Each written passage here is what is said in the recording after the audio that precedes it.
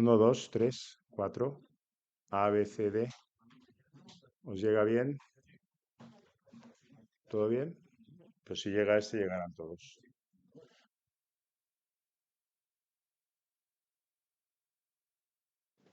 Hola, hola. Uno, 2, 3, 4, 5. Ok, gracias.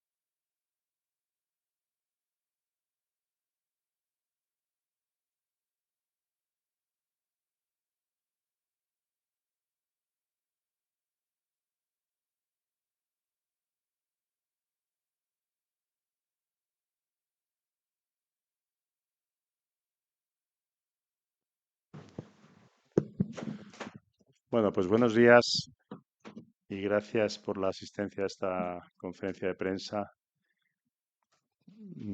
la última de la temporada. Eh, y en este caso es para explicaros la quinta opinión sobre el ingreso mínimo vital. Como es habitual en las ruedas de prensa, está la presidenta de la AIREF, Inés Olóndriz, y en este caso acompañada del director de la División de Evaluación del Gasto Público, José María Casado. El proceso será el habitual, habrá una presentación introductoria, luego José María profundizará más en datos y pues abriremos el turno de preguntas. Como es también habitual y os suelo recordar, es una rueda de prensa, con lo cual lo que expliquéis, hacerlo a medida que se vaya produciendo la rueda de prensa. Quiero decir, a medida que lo contemos. Y sin más, empezamos, Presidenta. Gracias, Pablo, por la presentación. Gracias a los que estáis aquí en la sala por asistir una vez más a una rueda de prensa de la AIREF. Hoy vamos a presentar la quinta opinión y última sobre el ingreso mínimo vital. Esta opinión culmina un proceso, un ciclo de evaluaciones anuales que hemos realizado sobre el ingreso mínimo vital desde prácticamente desde su creación, desde su implementación. Después de 5 años analizando el ingreso mínimo vital, creemos que tenemos evidencia suficiente para hacer un balance de la prestación, que sin duda ha reforzado la protección frente al empleo en España, pero también hemos visto que persisten elementos estructurales que impiden una mayor eficacia en cuanto a la cobertura de la prestación. Hay debilidades en cuanto al diseño de algunos de los elementos. La renta que se utiliza para conceder la prestación, problemas administrativos o deficiencias administrativas, poca conexión o una conexión débil con el empleo y también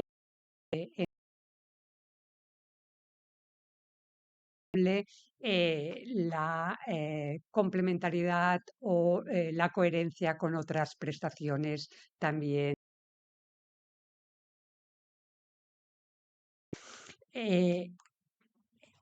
Esta quinta opinión no es únicamente actualizarlo en las opiniones anteriores. El proceso, la evaluación que ha hecho AIREF ha sido siempre incremental. Empezó con una evaluación en la que se intentaba entender el diseño de la prestación, y ya desde el inicio sí que se puso en evidencia que había un cierto problema en cuanto a el non-take-up, es decir, la tasa de no solicitudes que presenta el IMV, que sigue siendo elevado, y que es cierto que este non-take-up ha sido un poco el hilo conductor de las siguientes evaluaciones, pero en cada el análisis para llegar a esta quinta evaluación con una visión más completa de la prestación. En el día de hoy, o en esta opinión, mejor dicho, hemos incluido 2 módulos adicionales.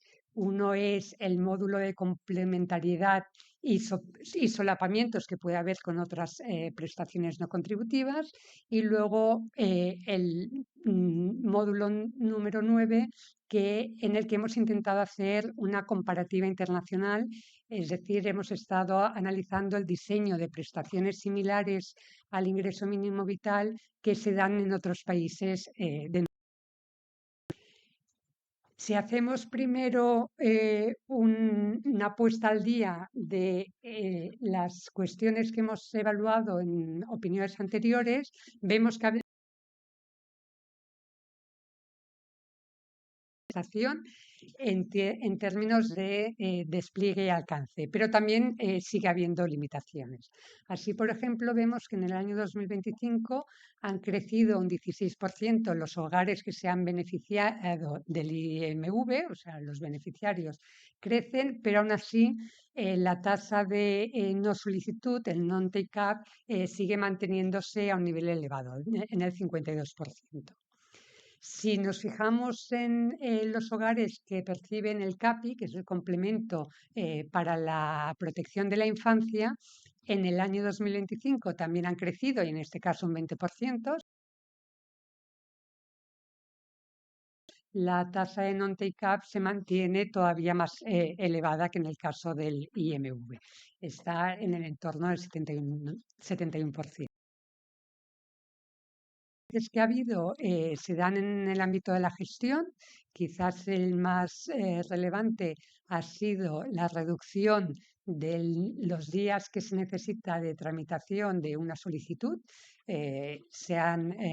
Esos días de tramitación se han reducido en 104 días y en el año 2025 ya en promedio se sitúa en 99 días.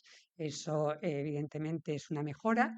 También se ha mejorado o se ha hecho un intento de anticipar la evaluación de las rentas para no esperar al mes de noviembre a hacer la revisión definitiva, y en mayo de 2025 se hizo una revisión provisional, pero aún así nos encontramos que el 51% de los hogares siguen teniendo una revisión de la cuantía que perciben. Es verdad que es un porcentaje inferior al de años precedentes, pero consideramos que sigue siendo un porcentaje elevado. Hemos actualizado también un análisis que creo que hicimos por primera vez el año pasado, que es el de la permanencia en el ingreso mínimo vital, y observamos que el 46% de los hogares permanecen en el ingreso mínimo vital tras los 60 meses, es decir, tras los 5 años desde que se implementó la prestación. Y ese porcentaje sube en aquellos beneficiarios cuyo importe de la prestación se aproxima más a la renta garantizada. Estos son evidencias que hemos ido observando y que ponen el énfasis una vez más en la necesidad para que el ingreso mínimo vital llegue a más hogares que son potenciales beneficiarios de la misma. Por lo tanto, sí avances, sí mejoras, pero hay todavía camino por recorrer. Si vamos a uno de los nuevos módulos que hemos incorporado en esta opinión, que es el de la complementariedad del ingreso mínimo vital con otras prestaciones, aquí lo que observamos es que seguramente hay que reforzar la coherencia entre las distintas prestaciones y revisar también la simultaneidad que se da en algunos casos. El 51% de los perceptores de ingreso mínimo vital a lo largo del año también reciben otras prestaciones. En el 16% de los casos reciben 2 o más prestaciones adicionales al ingreso mínimo vital. Nos hemos enfocado sobre todo en las prestaciones por desempleo. También destacan las rentas mínimas autonómicas, pero sí que en el caso de las prestaciones por desempleo observamos que casi el 30% de los hogares beneficiarios del ingreso mínimo vital percibió también a lo largo del año prestaciones por desempleo. El 16,6% de los titulares recibió este subsidio de desempleo, y esto es especialmente relevante cuando se analiza por edades. Es especialmente relevante observar que a partir de los 52 años se duplica la proporción de beneficiarios que compatibilizan el subsidio. Tiene que ver entendemos que bastante con el hecho de que el subsidio de desempleo a partir de los 52 años si se siguen cumpliendo los requisitos para recibirlo, se convierte en indefinido.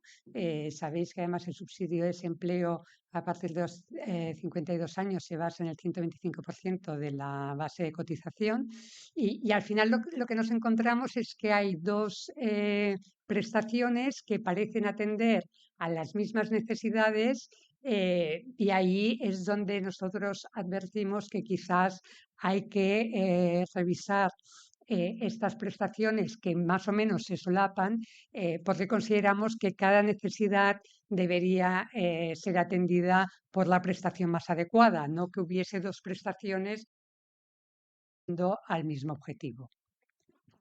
Hemos desarrollado una herramienta interactiva que luego José María os va a enseñar, en la que se puede navegar y entender un poco más los perfiles de los perceptores del ingreso mínimo vital y también permite comparar el ingreso mínimo vital con otras prestaciones. El último módulo que hemos incorporado en esta opinión es el que os comentaba de la comparativa internacional, la comparativa europea. Ahí observamos que el ingreso mínimo vital en cuanto a la cuantía está en promedio, es en promedio superior a la media de las cuantías que se dan en los países de nuestro entorno, pero en cambio la cobertura está por debajo de la media. De estas prestaciones que se dan a nivel europeo, que son similares al ingreso mínimo vital, y nos hemos fijado en 4 elementos que son el cómputo de rentas, la definición de los hogares, el incentivo al empleo. En prácticamente todas las prestaciones se permite compatibilizar la prestación con los ingresos laborales, pero es verdad que las fórmulas que se utilizan son distintas y también hemos analizado la condicionalidad laboral que se exige en esas prestaciones. Es un análisis eminentemente descriptivo, pero entender o detectar buenas prácticas en el entorno europeo que ayuden a los y al ministerio que gestiona y que diseña esta prestación, pues a introducir mejoras que permitan al final reconducir este problema estructural que tenemos del non-take-up. Es decir, oye, ¿cómo se puede conseguir que la prestación sea más eficaz, llegue a los hogares para los que en principio está diseñado? Por lo tanto, quiero remarcar que sí que vemos avances en los distintos elementos, sobre todo en el ámbito de la gestión, como he señalado, con el tema de los días para resolver las solicitudes, pero todavía creemos que se puede mejorar. Después de estas 5 evaluaciones, seguimos manteniendo las mismas propuestas que hemos estado realizando en opiniones anteriores. La primera es reformular completamente el diseño del incentivo al empleo. Hay que conseguir que los perceptores del ingreso mínimo vital, que son empleables, pues puedan llegar a integrarse otra vez en el mercado laboral. Luego, la segunda propuesta es intentar establecer automatismos a la hora de conceder esta prestación. Estamos hablando de automatismos tanto en la definición o el cómputo de rentas que se tienen en cuenta para la prestación o también automatismos en el complemento para la infancia. La prestación está relacionada con los objetivos. Creemos que se deberían definir indicadores y niveles con cierta precisión para tener claro exactamente cuáles son los objetivos que se quieren alcanzar. Eso permitiría hacer evaluaciones más precisas sobre la eficacia de del ingreso mínimo vital y no centrarnos únicamente tanto en la eficacia de la gestión, que es importante, pero que creemos que el alcance de la evaluación podría ser mejor o más amplio en el caso de tener indicadores más precisos. Luego hay un tema de una propuesta relacionada con la información, campañas de sensibilización y sobre todo campañas de acompañamiento individualizado de los perceptores que están en el ingreso mínimo vital, pues para que puedan acceder de nuevo al mercado laboral. Es cierto que se han estado haciendo campañas informativas, pero creemos que todavía no son suficientes y lo creemos porque el non-take-up sigue siendo elevado. Y luego una propuesta relacionada con la estadística, tener estadísticas no únicamente del ingreso mínimo vital, sino también de las rentas mínimas garantizadas de las comunidades autónomas que está claro que son similares o complementarias al ingreso mínimo vital. Y para tener un buen diseño de las prestaciones que van dirigidas a la protección social y en este caso a reforzar la protección de los ciudadanos frente a la pobreza, pues cuanto más clara sea la información y las estadísticas en el ámbito nacional, bien sea por el Estado como por las comunidades autónomas, pues ayudará a mejorar la prestación. En esta opinión añadimos dos propuestas nuevas. Una de ellas es precisamente reforzar la coherencia entre el ingreso mínimo vital y otras prestaciones, especialmente el subsidio por desempleo de mayores de 52 años, por lo que os comentaba hace unos minutos. Y la última propuesta es revisar los elementos de diseño del ingreso mínimo vital a la luz de los elementos que se utilizan en otros países de la Unión Europea en prestaciones que son similares al ingreso mínimo vital. Con esto nosotros, con esta quinta opinión, damos por concluido este ciclo de evaluación. Eso no quiere decir que no vayamos a seguir haciendo evaluaciones en el futuro y que no vayamos a hacer un seguimiento del ingreso mínimo vital, pero sí que consideramos que si no hay cambios estructurales más profundos de la prestación, hacer evaluaciones anuales, pues al final tampoco te aporta mucha más evidencia. Entonces, nosotros estaremos abiertos, obviamente, a retomar estas evaluaciones cuando hayan cambios normativos o circunstancias novedosas o excepcionales que nos indiquen que puede haber un cambio en los hallazgos que hemos estado teniendo en estos años, pero no vemos sentido seguir evaluando año a año una prestación sin que haya novedades en cuanto a su diseño, su gestión, simplemente a nivel interno seguiremos haciendo un seguimiento del ingreso mínimo vital, pero igual volvemos a hacer una opinión, a emitir una opinión, pues de aquí 3 o 4 años en ausencia de cambios normativos significativos. Yo con esto acabo mi parte y dejo a José María.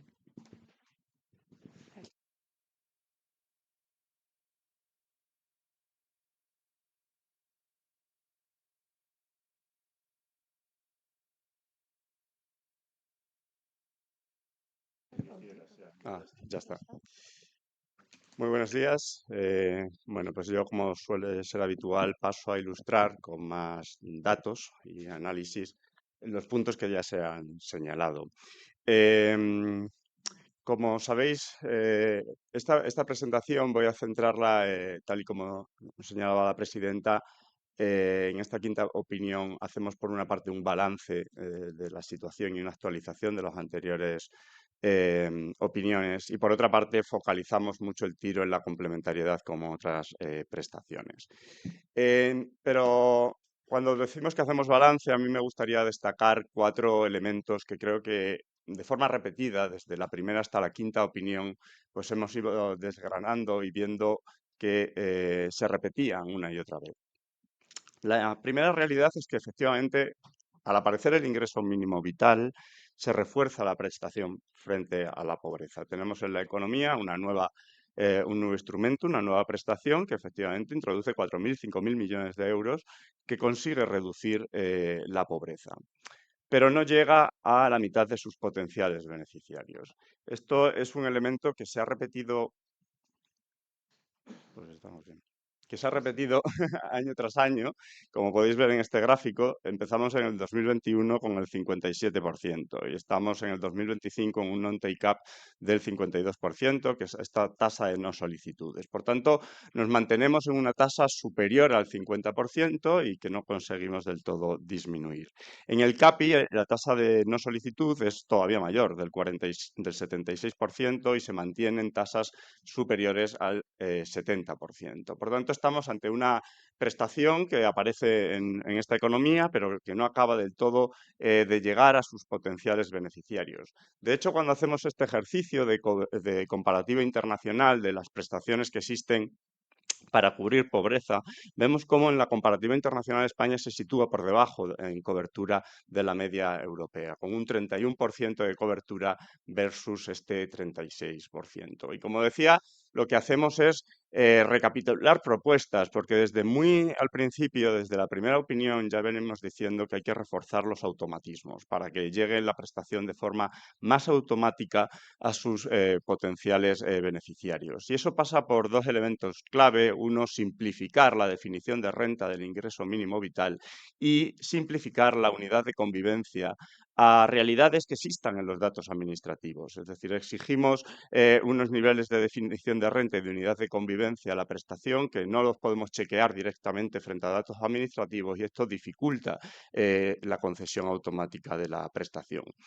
Vemos que en el CAPI esto es todavía más elevado, con un 70% de tasa de no solicitud, y recomendamos que se refuercen los automatismos. Y aquí, si cabe, por ejemplo, pues un cruce con el registro civil en el momento del nacimiento de un niño, para que automáticamente pues active el CAPI. Por tanto, esta es una propuesta que venimos realizando desde la primera opinión del ingreso mínimo vital, que cuando se desplegó el CAPI la trasladamos también al CAPI y que creemos necesaria. La segunda limitación que venimos observando de la prestación es la complementariedad con el empleo. Efectivamente, una de las virtudes del ingreso mínimo vital desde su inicio y su diseño es que es compatible trabajar y cobrar la prestación. Entonces, esto es una cuestión muy positiva, pero por otra parte es cierto que venimos observando en este gráfico que veis aquí sobre la permanencia de cuánto tiempo se pasa la gente en el ingreso mínimo vital. El año pasado vimos que cuando teníamos información 4 años después, que el 50% de la gente permanecía en ingreso mínimo vital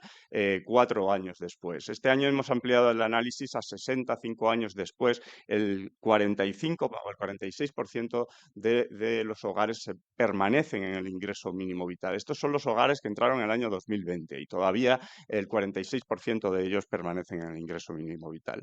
Pero si veis este gráfico, lo acompañan dos líneas más, además de la negra, está la línea gris, que aquí tenemos a los perceptores que cobran un IMV que se parece mucho a su renta garantizada, es decir, una prestación más generosa, más elevada.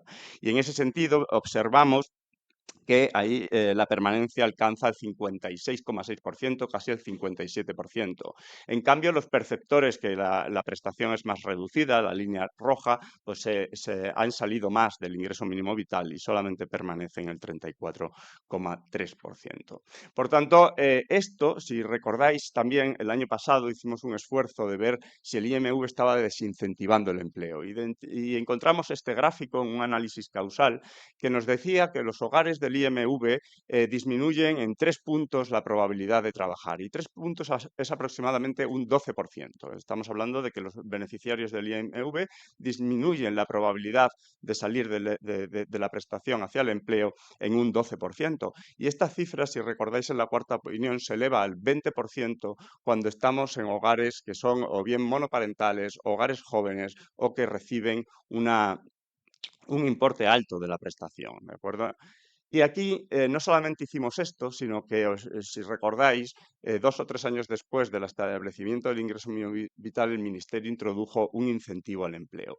Y lo que hicimos es comparar cuál es esta probabilidad, esta disminución en la probabilidad de trabajar, si se había alterado gracias o a partir de la aparición del incentivo al empleo. Y como podéis ver, el gráfico de la izquierda y de la derecha se parecen muy mucho y esos 3 puntos permanecen. Por tanto, la conclusión era que el incentivo al empleo no estaba consiguiendo el objetivo que se perseguía, que es eliminar en cierta medida o disminuir el posible efecto desincentivo que una prestación de último recurso puede generar como al aumentar el salario de reserva.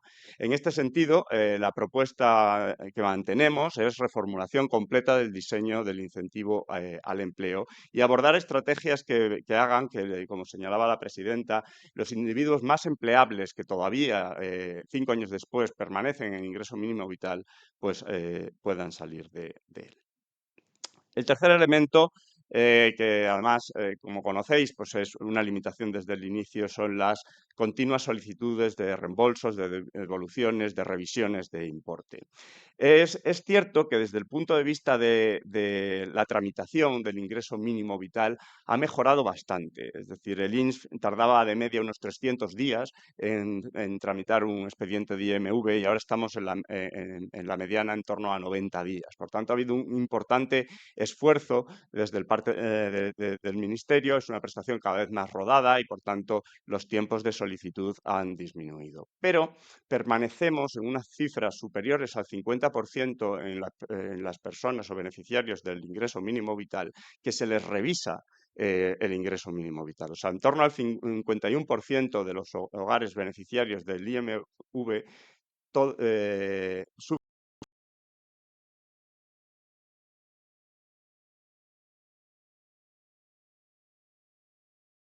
más de ese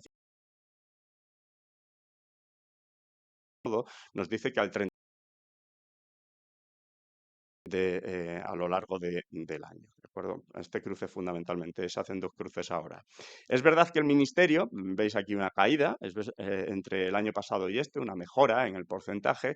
El Ministerio ha articulado un doble cruce. Ahora hace un cruce en mayo y otro cruce en noviembre. De forma que en mayo, con datos provisionales de la agencia tributaria, pues se intenta ajustar el importe para que cuando llegues a noviembre el importe que se solicita la devolución pues sea inferior o el ajuste hacia arriba pues sea inferior. Y esto ha hecho que el porcentaje de afectados pues haya disminuido, si bien, insisto, estamos en cifras superiores al 50%.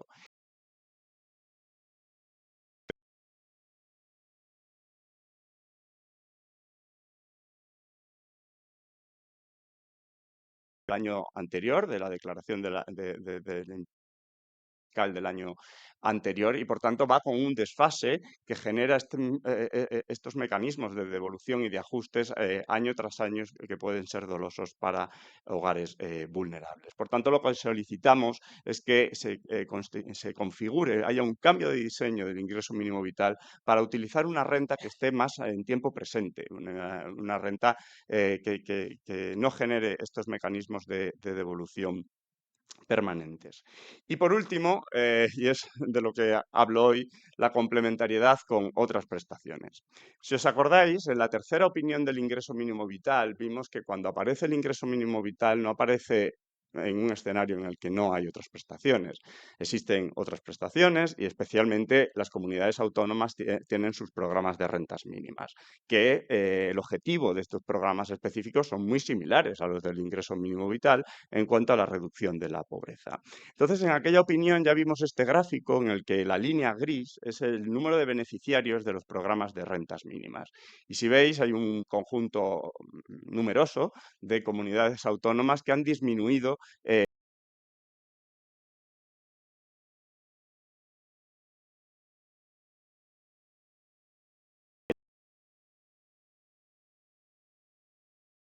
el resto del panorama de prestaciones, de alguna forma configurar una estructura de una prestación que se articule y se complemente bien con el resto de prestaciones. Y por ello, hemos centrado esta opinión sobre el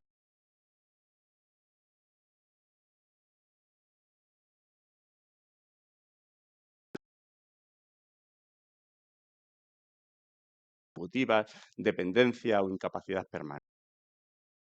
En esta transparencia veis un dato que ya señalaba la presidenta, que es que el 51% de los beneficiarios del ingreso mínimo vital a lo largo del año perciben otras prestaciones y el 16% dos o más. Cuando desagregamos de qué prestaciones estamos hablando, nos encontramos con este gráfico de la derecha, que nos dice que fundamentalmente con la que más complementan es con las prestaciones o subsidios por desempleo, seguidos de programas de rentas mínimas. Efectivamente, uno pensaría que a lo mejor los programas de rentas mínimas es con los que más complementan, pero hay comunidades autónomas, como veíamos anteriormente, que han obligado al solicitante a pedir el ingreso mínimo vital antes de percibir la renta mínima. Por tanto,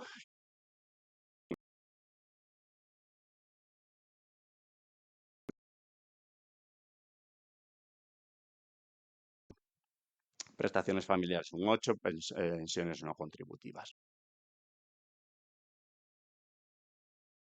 Si los beneficiarios del ingreso mínimo vital en características se parecen a los de otras prestaciones. Y si nos fijamos en este espacio de grises, nos encontramos que los beneficiarios del ingreso mínimo vital pues son más jóvenes, tienen una renta neta más baja que la media nacional, un patrimonio más bajo, tienen una presencia de hogares unipersonales mayor y viven en municipios de tamaño intermedio, medio-bajo, ¿de acuerdo? Pero si veis, estas mismas características las cumplen los beneficiarios del IMV-CAPI, de las prestaciones familiares, de las rentas mínimas o de la prestación o subsidio por desempleo. A diferencia de otras prestaciones como las de dependencia, pensión contributiva o incapacidad permanente, que nos encontramos, por ejemplo, que en dependencia el patrimonio neto es 162.000 euros de los beneficiarios de la dependencia, mientras que los del IMV son 5.000. Es una diferencia muy grande. Estamos alejados, claro, porque el IMV exige criterio de patrimonio para su concesión y la dependencia no. Entonces, este mapa, al final la conclusión es que tenemos hogares con características similares cubiertos por una serie de prestaciones, ¿de acuerdo? Esta es la idea fundamental que da este mapa de calor y vosotros podéis rastrear por los importes por detrás si queréis.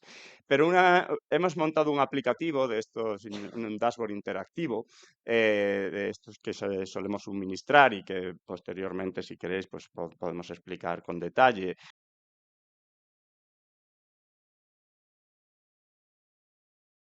Ejemplo, y se carga ahora. Si nos vamos a tipología de lo que veis aquí es la distribución por tipo de hogar de los beneficiarios del ingreso mínimo vital. Y aquí la segunda columna lo que muestra es cómo se distribuyen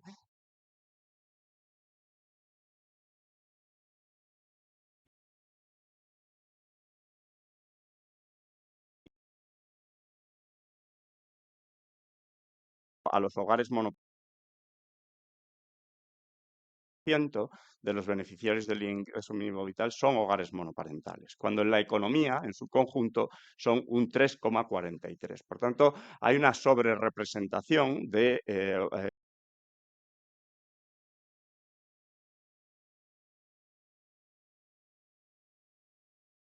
individuos de menor renta, del primer quintil de renta, también hay una sobrerepresentación. El 7,22%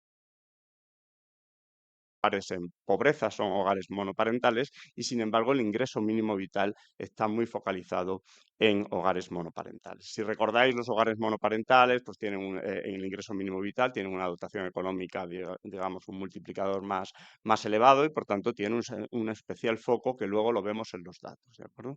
Y y que sepáis, bueno, pues que este tipo de análisis, en esta tabla podéis cruzar dos características, por ejemplo, tipo de hogar con género y podemos ver que, por ejemplo, estos hogares monoparentales en mujeres representan el 15,23% cuando en la economía son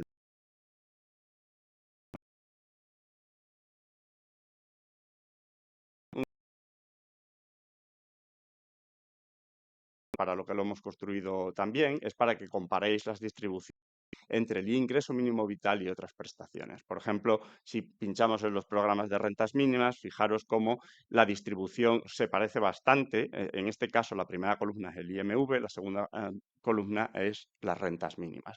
De nuevo vemos lo que veíamos antes, los monoparentales en el IMV representan el 16,02, cuando en los programas de rentas mínimas es el 8,65. Por tanto, una especial focalización del ingreso mínimo vital en los programas, en los hogares monoparentales. Hay un pool de pestañas por edad, por nacionalidad, por quintil de renta, por tamaño del municipio, pero obviamente pues solamente quería hacer un ejemplo para que veáis cómo funciona la herramienta y posteriormente que podáis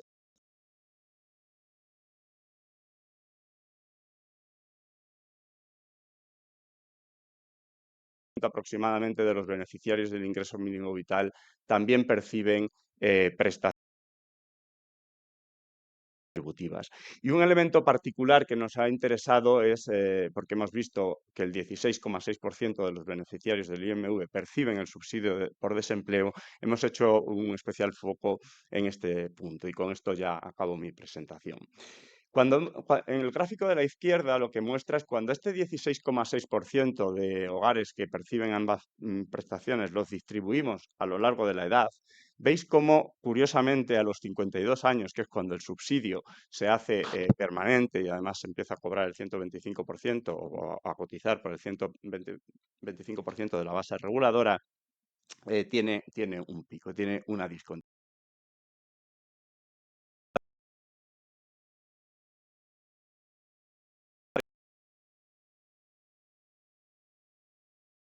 Simultánea, lo que miramos es qué porcentaje son y vemos cómo este porcentaje pasa de en torno al 4%, se va elevando, elevando, elevando hasta llegar al 10%. Es decir, tenemos de nuevo que a partir de los 52 años la complementariedad del subsidio con la prestación pues aumenta. Y esto, claro, es un elemento que parece razonable desde un punto de vista de comportamiento, porque los hogares efectivamente pueden pasar a cobrar también un subsidio que además les garantiza una cotización para la jubilación y una prestación permanente. Por tanto, acabamos diciendo y concluyendo, el elemento de la simultaneidad entre el IMV y el subsidio de desempleo se duplica a partir de los 52 años. Y eso nos lleva a formular esta propuesta, que es reforzar la coherencia del IMV con otras prestaciones, especialmente con el subsidio de desempleo para mayores de 52 años. Con todo ello, bueno, ya lo ha señalado la presidenta, estos hallazgos que he señalado, pues problemas que no llega a la mitad de los potenciales beneficiarios, que no se facilita la salida hacia el empleo, las continuas revisiones y los problemas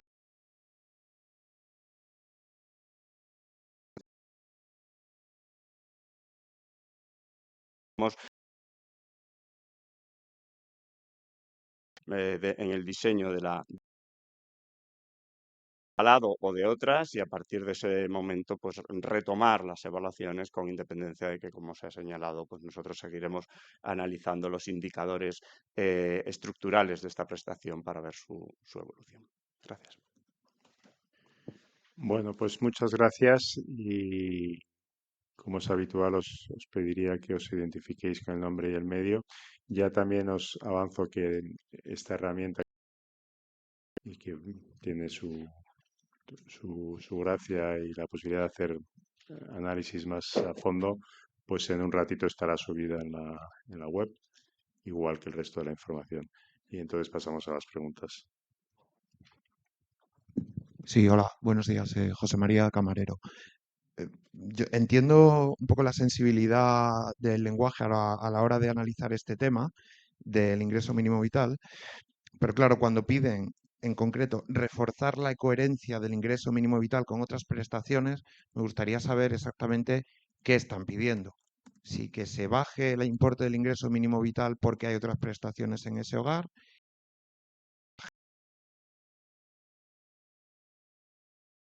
O sea, en fin, ¿a qué se refieren con reforzar la coherencia exactamente? Porque, vamos, yo sí entiendo o creo entender lo que quieren decir, pero tampoco quiero poner poco la sensibilidad que existe con este tema. Y luego, no sé si tienen datos sobre esto, o datos actualizados por lo menos del ingreso mínimo vital, me refiero, en torno a el número de inmigrantes que reciben el ingreso mínimo vital. Sabemos que hay una polémica ahora mismo con todo el tema de las ayudas por la incorporación de la denominada prioridad nacional, lo hemos visto ayer en los presupuestos de la Generalitat Valenciana. Entonces, ¿qué número de inmigrantes reciben el ingreso mínimo vital y si este número, este porcentaje, mejor dicho, ha ido creciendo, decreciendo o qué ha pasado con él en los últimos años o en la actualidad? Gracias. En cuanto a la coherencia, dar evidencia de que hay prestaciones que pueden estar teniendo un solapamiento. Y en el caso y el subsidio por desempleo para los mayores de 52 años. A AIREF lo que le corresponde es poner en evidencia esto. Luego, si se tiene que reforzar el ingreso mínimo vital versus el subsidio de desempleo o a la inversa, eso es una decisión de política económica. Esto es una decisión que tiene que tomar el gobierno si considera que tiene que hacer algo con estas prestaciones. Pero a nosotros no nos toca decir, oiga, haga ingreso mínimo vital, refuerce el ingreso mínimo vital o refuerce el subsidio de desempleo para los mayores de 52 años, modifique las condiciones. Esto nosotros, insisto, ponemos la evidencia. Nosotros lo que nos ocupa en el caso del ingreso mínimo vital es, una vez analizado el diseño, los resultados que se han ido produciendo durante estos 5 años de vigencia del ingreso mínimo vital, es decir, si lo que se pretende es reducir la pobreza o proteger frente a la pobreza de una parte de la población que tiene determinadas características, pues hombre, que el non-take-up esté por encima del 50%, lo que nos indica es que quizás no está siendo lo eficaz que se quería ser con el ingreso mínimo vital. Pero ya te digo, o sea, la decisión de política es una decisión del Gobierno y de las Cortes Generales, obviamente, ¿vale? Pero sí que lo que vemos es que hay varias prestaciones que igual están atendiendo a la misma necesidad, que quizás sería mucho más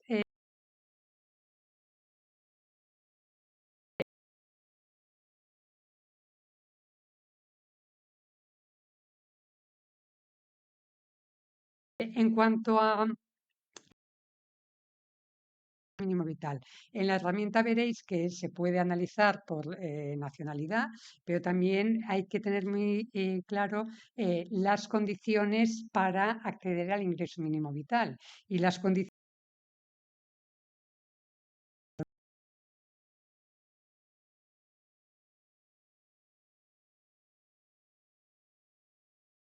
de residencia legal y efectiva en España e ininterrumpida durante al menos el año anterior a presentar la solicitud. O sea, el ingreso mínimo vital también está exigiendo, como otras prestaciones, que el solicitante sea una persona con residencia legal en España y además exige como mínimo un periodo de tiempo.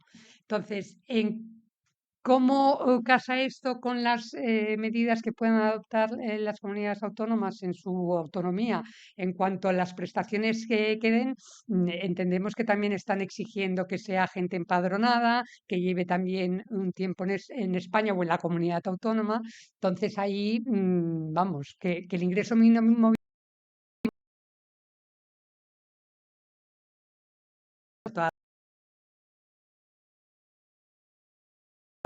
cierta estabilidad, como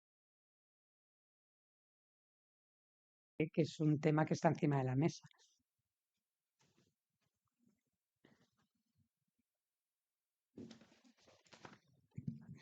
Hola, hola, muchas gracias.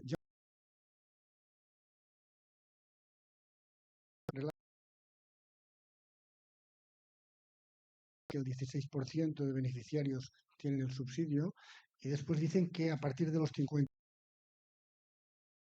viendo aquí que estamos hablando de un 30% o si me puede precisar el porcentaje de los de 52 años. este duplica, ¿cómo se traduce? Y luego la pregunta, insistiendo un poco más, aunque esto sea una decisión, como dice la presidenta del gobierno, pero un poco sobre cuál cree la AIREF que se tendría que actuar, si sobre el subsidio o si sobre el ingreso mínimo vital. Gracias. Sí, a la primera. No, con respecto a la primera pregunta, efectivamente, el 16, o sea, lo que vemos es que el 16,6%, aquí hemos hecho un cruce con las vidas laborales y vemos que cobran el 16,6% de los beneficiarios del IMV también cobran el ingreso mínimo vital. Pero se duplica a partir de los 52 parte de este gráfico, que estamos en cifras en torno al 4 o 5 y se elevan hasta el 10%, ¿de acuerdo? Entonces, lo que estamos exigiendo es que durante el primer año del ingreso mínimo vital miramos a ver si durante todo ese año también cobran el subsidio y calculamos el porcentaje de beneficiarios del ingreso mínimo vital que durante todo el primer año del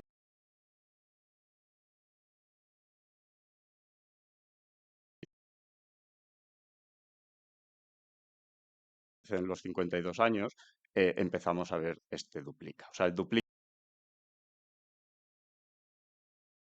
O sea, el dato agregado más, digamos, macro es este 16,6%. En cuanto a la pregunta, la segunda pregunta de dónde se tiene que actuar,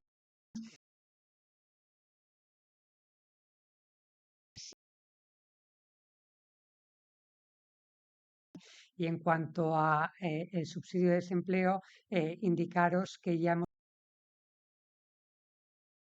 Ministerio el plan de acción para evaluar las políticas pasivas de empleo.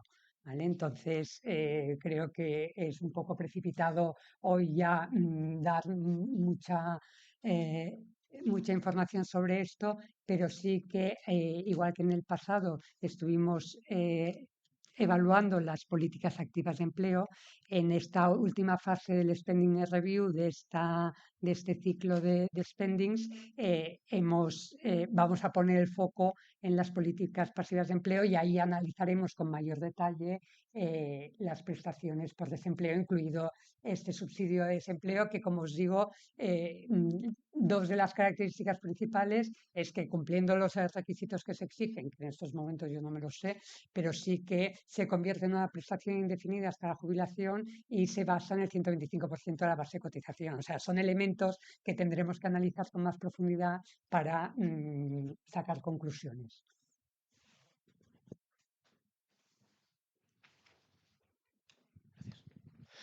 Hola, buenos días.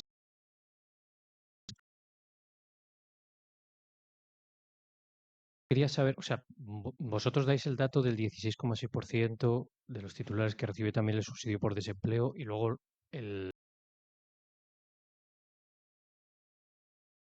que recibe el subsidio de desempleo por encima de los 52 años, si nos lo podéis dar. O sea, entiendo que el 16,6% es de toda la población.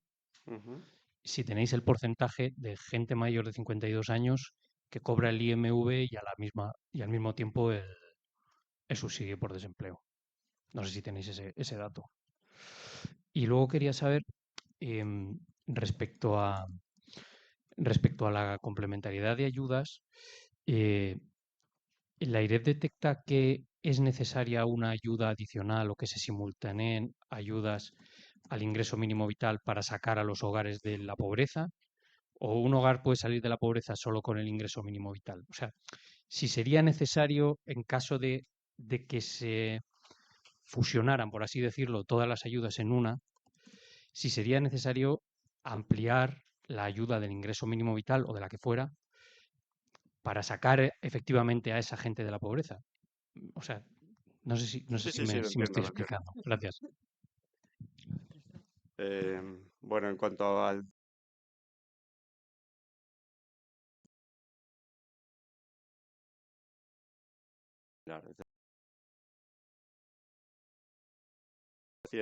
lo podéis usar más. Se mantiene más o menos ese porcentaje. Es verdad que los primeros años, cuando lo hemos hecho por edad, llega casi un poquito al 20% y luego se mantienen cifras entre el 20 y el 17%, ¿de acuerdo? O sea que lo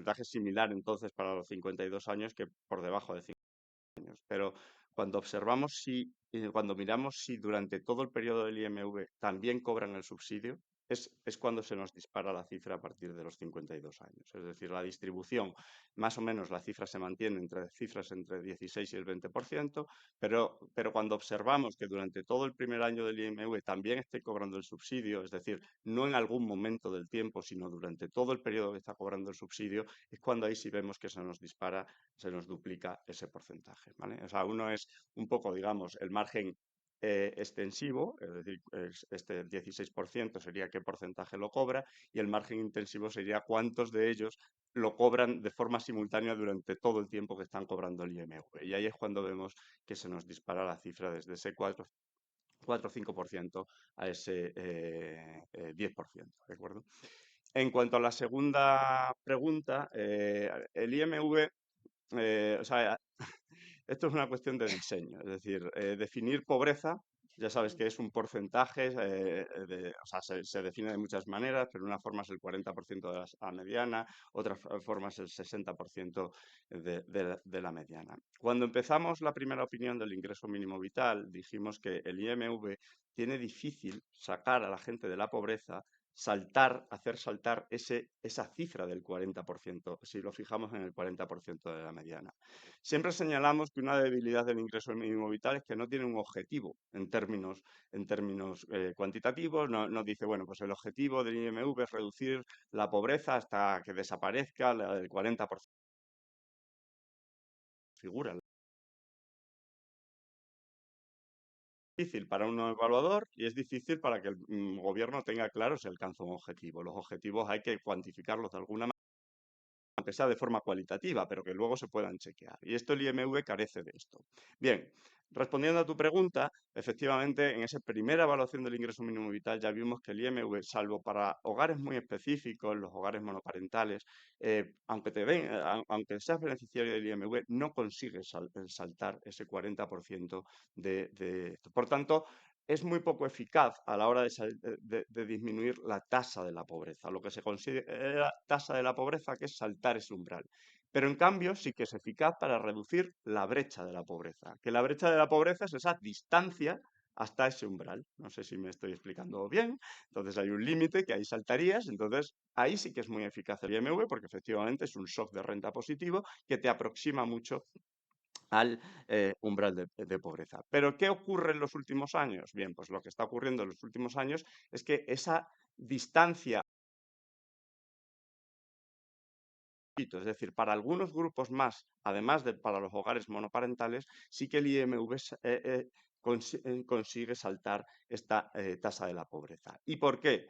Porque el IMV, en términos nominales, la opinión lo recoge, ha aumentado más de un 50% en las cuantías. En términos reales, no me acuerdo de la cifra, pero viene en la opinión un 22-23%, quiero recordar. ¿De acuerdo? Entonces, claro, esta aceleración con respecto a la inflación está haciendo que también, aunque también se desplaza el 40% de la mediana, porque el resto de la economía también impulsa un movimiento, cada vez hay más grupos o esa distancia, la tasa está disminuyendo. Concluyo. Es un instrumento muy eficaz para reducir la brecha de la pobreza, un poco menos eficaz para reducir la tasa de la pobreza, pero desde un punto de vista analítico no nos tiene que preocupar el porcentaje. O sea, la tasa es un indicador que no le hace justicia IMV, porque saltar un poquito un umbral cuando te has quedado muy cerca a un 10, a un 5 puntos de ese umbral, pues consideramos que, bueno, lo importante es que la brecha de la pobreza se disminuya, que los hogares tengan una capacidad económica suficiente para poder vivir y tener las necesidades básicas cubiertas, y en ese sentido hay que reconocer que el IMV está aumentando su renta garantizada muy por encima de la inflación en los últimos años. Buenos días, Estefanía Salvatierra de la cadena SER. Ahora que hablaban de la brecha de pobreza, me gustaría saber si saben en cuánto se ha reducido esa brecha. También me gustaría saber, porque otras veces nos han dado el dato de media, cuánto tiempo permanecen los beneficiarios del ingreso mínimo vital recibiendo esta renta, y también si saben cuántas personas han conseguido un empleo y gracias a él han podido aumentar sus ingresos y, por tanto, dejar de ser beneficiarios del ingreso mínimo vital? Gracias. Con respecto a la primera pregunta, ese análisis súper detallado de cuánto impacta en tasa, en brecha y en cobertura, lo tienes muy reciente en el Spending Review del año pasado, incluimos el ingreso mínimo vital y ahí hicimos un análisis muy desagregado. Si te vas al Spending Review de diciembre, lo presentamos creo en diciembre, o por ahí, ya no me acuerdo cuándo fue, no me acuerdo. Pero bueno, ese ejercicio lo hicimos relativamente hace poco. En el informe del AIREF lo encuentras cuánto ha conseguido reducir la tasa, la brecha y el porcentaje de cobertura. En cuanto... mira, me señala la brecha, ¿vale? Es lo que vas a encontrar en el... Sí, es verdad, un 30% de reducción de la brecha. La segunda pregunta era relativa, perdón, ¿me la recuerdas? Sí, es el gráfico que hemos mostrado antes, lo vuelvo a mostrar. Sí que hemos actualizado ese dato de la salida. Es este de aquí. El dato es el 45,8% permanecen en el IMV 60 meses después.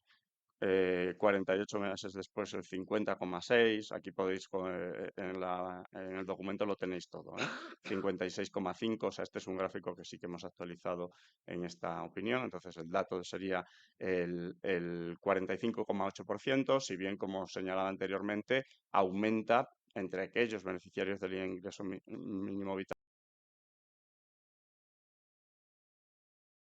56,6% permanecen en el ingreso mínimo vital. Y lo tercero que me señalas de los itinerarios de inclusión, no me consta, o sea, que los beneficiarios del IMV estén en ningún itinerario de inclusión. Es decir, se hicieron unos análisis experimentales, el Ministerio hizo unos experimentos para sus muestras específicas, para beneficiarios específicos, de diferentes itinerarios que posibles efectos tienen. Esto es un elemento que una vez que se ha hecho el experimento y se tiene la evidencia, entiendo que de alguna manera el objetivo siguiente es escalarlo al conjunto de los beneficiarios si considera el gobierno o las comunidades autónomas que quieren realizar itinerarios para estos beneficiarios. Lo que sí que o sea, en los PAFED se ha metido como colectivo especialmente reconocido a los beneficiarios del ingreso mínimo vital muy recientemente, todavía esto no está entre los programas de activación de empleo de las políticas activas de empleo, pero esto es una cuestión muy reciente que acaba y que el Ministerio está trabajando para cruzar los datos de los beneficiarios del ingreso mínimo vital vinculados a los programas de empleo. Creo que lo que señalabas eran los itinerarios de inclusión, que el Ministerio de Inclusión está trabajando en ellos, o a lo mejor es otra cosa. Ya, pero es que, insisto, no me consta que los beneficiarios del ingreso mínimo vital estén en ningún itinerario de empleo específico. O sea, hubo un análisis experimental del gobierno, donde efectivamente se ha construido evidencia, una muy buena práctica de hacer análisis ex ante experimental. A partir de ello se ha extraído evidencia, pero que nos conste lado al conjunto de los beneficiarios del ingreso mínimo vital.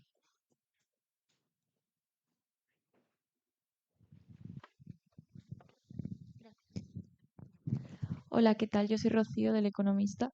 Quería preguntar un poco acerca de el ingreso mínimo vital y la probabilidad de trabajar, porque habéis dado el dato de que disminuyó en un 12%, pero si tenéis un dato más actualizado, si habría aumentado o disminuido.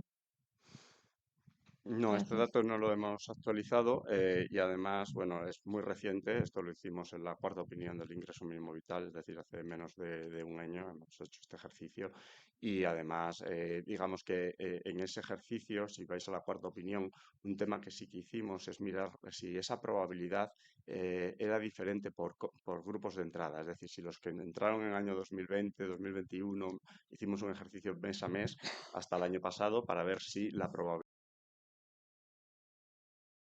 años a otros y se mantenía todos los años, año tras año. Es decir, hay un gráfico que os puedo rescatar en la que vemos que la probabilidad, esos 3 puntos que señalábamos antes, aproximadamente ese 12%, es sostenible o se mantiene con independencia del momento del tiempo en el que hayan entrado los beneficiarios del IMV. Podríamos añadirle 4 trimestres más y probablemente, y a lo mejor se mantiene, como no lo hemos hecho todos los trimestres anteriores, siempre se mantenía la misma cifra de desincentivo con pequeños matices. Hola, ¿qué tal? Cristina Alonso del Mundo. Yo, un poco a raíz de esta última respuesta y de cosas que habéis repetido en la rueda de prensa, me gustaría pediros una reflexión, quizá un poco de cierre de este ciclo de 5 evaluaciones. Tengo que los hallazgos son similares o muy parecidos en todas, persisten ineficacias, las recomendaciones son prácticamente las mismas, aunque vais añadiendo a lo mejor aspectos más concretos. No sé, entiendo que esto os pasa en otros ámbitos, pero bueno, hablando ahora del ingreso mínimo vital, como autoridad que tiene el encargo de hacer este tipo de recomendaciones y estos análisis, no sé si puede llegar a ser un poco frustrante o cómo os tomáis que no se hagan esas reformas estructurales que se piden en este ámbito y se repitan prácticamente las evaluaciones. Gracias. Uno con los años sale ya con la frustración desde casa. O sea, esto que vaya por delante. A ver, es difícil. Claro que nos gustaría que cada vez que la IREF hace una propuesta sobre una política, sea esta u otra, pues se tenga en cuenta y se implemente o al menos se analice, pero esto evidentemente no está en nuestras manos. A nosotros lo que sí que nos interesa sobre todo es que todas estas cuestiones al menos se pongan en la agenda. Tú imagínate que entidades independientes que no estuviese haciendo análisis objetivos de distintas políticas y haciendo ruedas de prensa explicándolos allá y estaría en la agenda política. Ahora, los momentos políticos también son los que son. Las capacidades de los gobiernos pasados, presentes y futuros son los que son. Y ahí nosotros, claro que nos gustaría que se hicieran más cosas. También hay que entender que nosotros mantenemos diálogo con el Ministerio de Inclusión y conocen perfectamente lo que opinamos. Y no es que no estén haciendo nada, pero es verdad que los avances siempre son mucho más lentos de lo que nos gustaría. Y también tengamos en cuenta que políticas de este estilo, de una prestación, o igual pasa con el tema de las pensiones, es muy difícil que de año a año cambie mucho la situación. O sea, se necesitan periodos de maduración, especialmente en una prestación que es relativamente nueva. Entonces, sí que tiene sentido cuando se inicia una prestación que hagamos evaluaciones anuales los primeros años, pero luego también tienes que dejar que la prestación, que la política pues siga su curso y ver si los gobiernos pues deciden introducir modificaciones. Pero evidentemente que nos gustaría que nos hicieran caso desde el primer momento y que al día siguiente ya hubiese, pero también somos conscientes de que eso, que la vida. O sea, en este Sí, sentido, sí, sí. simplemente un matiz adicional. O sea, nos parece muy buena práctica lo que se ha hecho desde el inicio de esta prestación. O sea, muy pocas políticas vienen acompañadas en una ley con el punto de que desde el inicio se evalúe y año tras año se evalúe. Es decir, que creemos que en ese sentido es una muy buena práctica de evaluación de políticas públicas, que las políticas arranquen acompañadas de la evaluación, que el policymaker se exponga a que un agente externo analice las debilidades de la prestación y en ese sentido, bueno, efectivamente, por una parte, con independencia de las capacidades o no de modificación, lo relevante en este caso es que haya evidencia encima de la mesa, evidencia independiente y transparente y que esté este buen hacer desde el principio es ponerse a la evaluación. Por tanto, obviamente, nosotros qué vamos a decir como institución evaluadora, pero que creemos que esto se haga extensible a otras políticas, pues es bastante bueno. Hay incluso mejores prácticas, como por ejemplo recientemente vamos a empezar a evaluar los planes de empleo, lo que se llaman, si recordáis, los planes de empleo individual, que se modificó la norma con posterioridad a una evaluación de la AIREF e incluso los nuevos planes de empleo de las pensiones, lo que es el segundo pilar, pues se ha pedido a la AIREF también que se modifique, que se evalúe sus efectos, ¿no? Entonces, este acompañamiento de política y evaluación, pues creemos que es un contrato óptimo para el buen hacer de las políticas públicas. Al final lo que ayuda es que tenga conocimiento objetivo y evidencia sólida y que no sea un debate basado en percepciones que pueda tener cada uno. Ahí había una Hola, pregunta, sí. José Rosado del Debate. Le quería preguntar, ha dicho que el 32% de los hogares ha visto reducido las cuantías y el 10% se ha dado de baja. Me gustaría saber si tiene datos de las cuantías en total que se han tenido que devolver a lo largo de 5 años. De las cuantías a lo largo de 5 años no, pero de las cuantías este año sí. La opinión del gráfico, o sea, cuando veáis el documento, el importe de ajuste tanto a la baja como a la alza, así como los que se dan de baja, si quieres te digo exactamente el gráfico de la opinión donde las cuantías de revisión lo vas a encontrar en el gráfico. Te lo digo, ¿eh?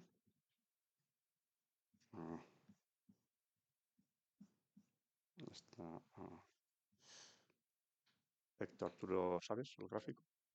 ¿El 4? El gráfico 4. En el gráfico 4 tienes los importes que se revisan del documento de la opinión. Mira, si quieres, los que causan baja, en definitiva, en mediana son, bueno, es que no tengo aquí, o sea, tendría que irme al dato concreto, pero es en torno a unos 2.000 euros.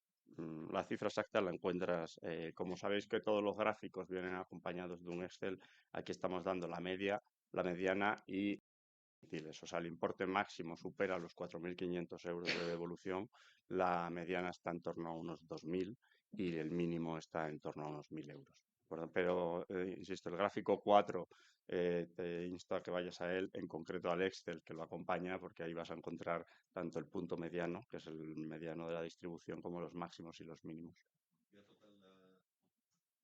Bueno, es que esa es la cuantía que se les solicita, porque, o sea, no, sí, por favor. Pero él dice del total. Vale. O sea, bueno, pues ese dato no está aquí, o sea, el importe total que se solicita de devoluciones, pero sería, bueno, multiplicar el número de beneficiarios afectados por la media.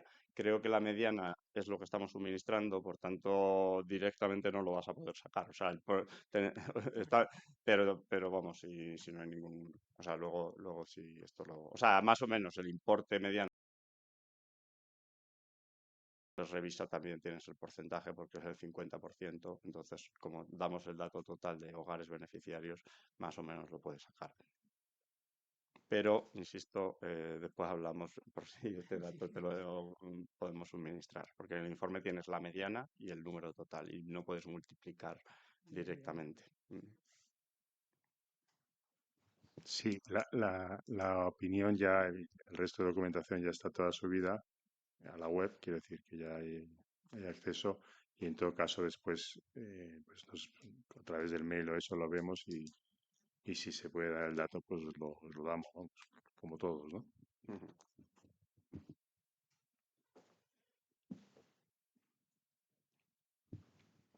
Bueno, pues si no hay más preguntas, gracias y le dejo a la presidenta a Inés para cerrar la rueda de prensa. Bueno, pues nada, muchas gracias a todos por la asistencia.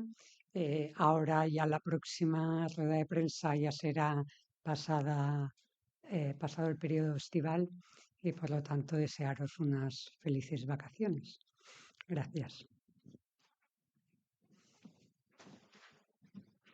Bueno, pues sí,